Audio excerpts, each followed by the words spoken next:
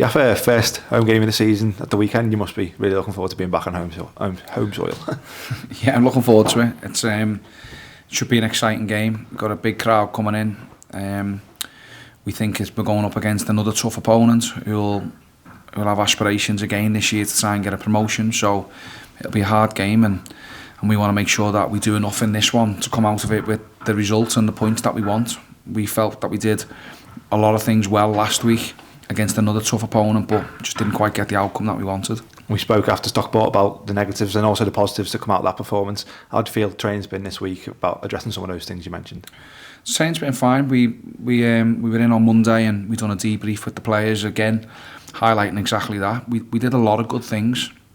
We were also a little bit scruffy in the second half, the start of the second half. We felt that we won the ball back off Stockport 3 times in the first 15 minutes in really dangerous areas, but then gave them the ball straight back, and then we fouled. When they were winning 1-0, they could take all the momentum out of the game, so it took us a while to get going second half because of their mistakes.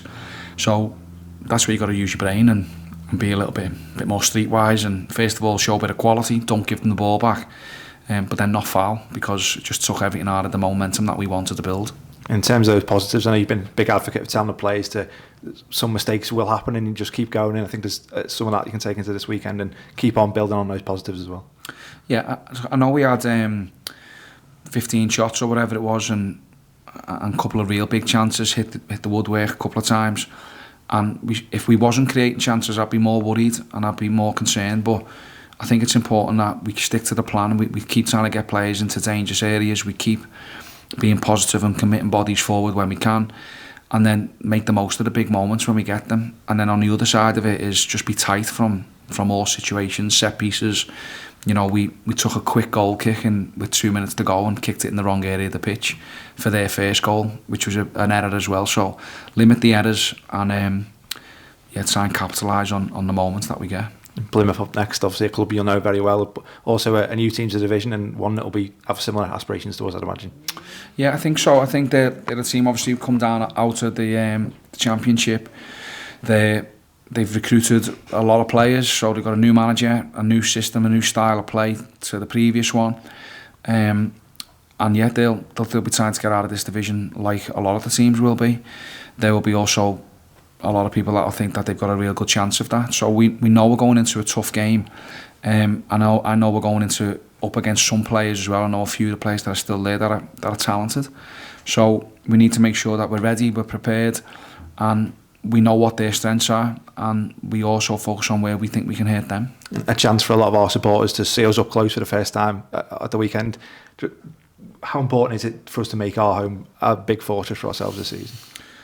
Home form is massive in any sort of season where you want to be successful. I think if you can build an atmosphere in the stadium where teams don't like coming to play against you, they know that they're in for a tough game.